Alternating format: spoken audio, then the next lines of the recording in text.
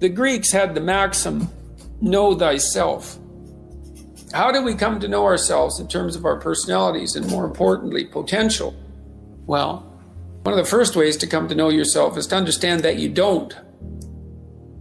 You can learn to kind of watch yourself like you're watching a stranger, but you have to adopt a position. It's a position of radical humility, I would say. Humility in two senses. So one sense would be the humility of recognizing your ignorance. So you have to understand that you don't know who you are.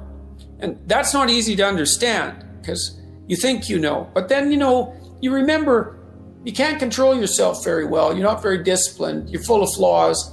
Maybe you don't know yourself as well as you think. But it's hard to get low enough to understand how deeply it is the case that you are ignorant about who you are. Now, there's an upside to that too, which also is that you're also ignorant about who you could be. And so the discovery of that, is some reward for the horror of determining who you actually are. And then I would say, well, then you watch yourself. You watch yourself like you're watching a stranger. You watch what you say and you listen. And you think, well, what sort of person would say that? And how am I reacting emotionally when I'm communicating in that manner? Is that making me feel stronger or weaker? Is it filling me with shame? Is it helping my confidence? Am I laying out a lie? Am I deceiving myself and other people? Am I adopting this personality at parties that is designed to impress and to amuse, and it comes across as nothing but self-centered narcissism? What are my dark fantasies? What are my aggressive fantasies? What is it that I'm willing to do? What am I interested in so that I'll spontaneously pursue it? What do I procrastinate about and why? What am I unwilling to do? What do I think is good? What do I congratulate myself for accomplishing? And what do I berate myself for failing to confront and to implement? Those are all incredibly complicated questions, and you don't know the answers to them. So that's a start. And then in terms of potential, well, you'll discover a little bit more about your potential as you discover who you are, especially the darker parts of yourself, because then you discover your potential for mayhem. There's some real utility in that. It's actually something that strengthens you, because the first thing that a realization like that can in fact produce is the ambition to incorporate that dangerousness into a higher order personality. And that can make you implacable. That can make you someone who can say no when you need to say no. That can make you someone who won't avoid necessary conflict. And so that's unbelievably useful. And so that's one of the potentials that you might discover. The other thing you do to discover your potential is you challenge yourself.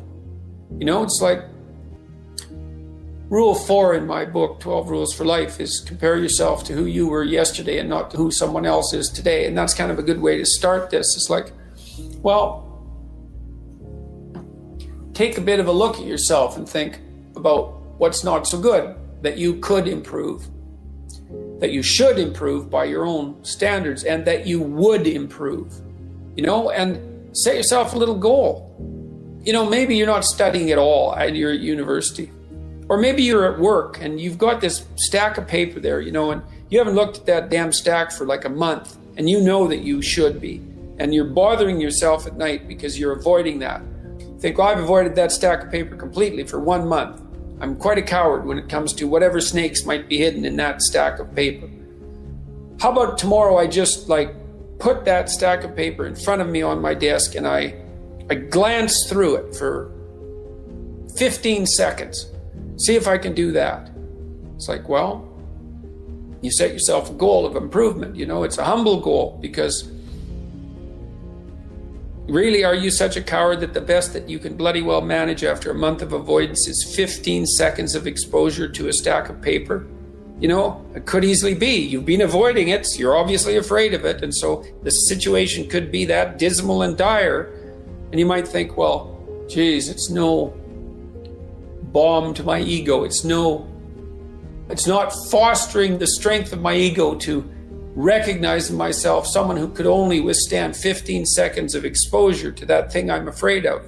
And so that's a form of humility too. It's like, there's things you could do to improve, and you know what they are. And there's small steps that you could take, that you might take, that would put you in that direction. And then the question is, are you big enough to take those small steps? Are you capable of grappling with the fact that you're fundamentally flawed to the point where you have to break things down into almost childlike steps in order to manage them? And the answer to that is, yeah, you are. And that's the lot of, I don't know if it's the lot of everyone. Most people have things they avoid, and they're afraid of. So I would say to some degree, it's the lot of everyone. People vary in the degree to which they've conquered that. And you do meet people from time to time who are extraordinarily disciplined. But most of the time they've got disciplined in exactly this manner. It's through slow incremental improvement. And then you challenge yourself. It's like, well, could I do this? That would be better. Then you find out. And then you think, well, is there something slightly larger and more challenging that I could do that would be better? And you try it and you find out. And as you try it and you find out, generally you get better at it and you can take on larger and larger challenges. You take responsibility for yourself. That's part of standing up straight with your shoulders back. It's like, take on the world, man, but only at the level that you can manage. When you're ignorant and biased and deeply flawed and immature, it's where everyone starts. You don't want to bite off more than you can chew, but it doesn't mean that you can't wrestle with part of reality. Some part that's small enough so that you have a good shot at victory. And to put yourself together, the first steps towards that is to allow yourself to be a fool, right? It's because you don't know what you're doing. You have to admit that. And there's going to be a loss of ego or destruction of ego, arrogant ego that necessarily accompanies that. But you need the loss of that arrogant ego because it's precisely what's interfering with your movement forward. It's part of the adversarial process, mythologically speaking, that stops moral progress. You're too proud of who you think you are to notice what you're like so that you could change properly. You don't want to sacrifice that part of yourself. It's probably associated with some delusion that helps you maintain a positive, although very fragile self-image, in the absence of genuine effort. It's not to be recommended. You know yourself by watching and paying attention.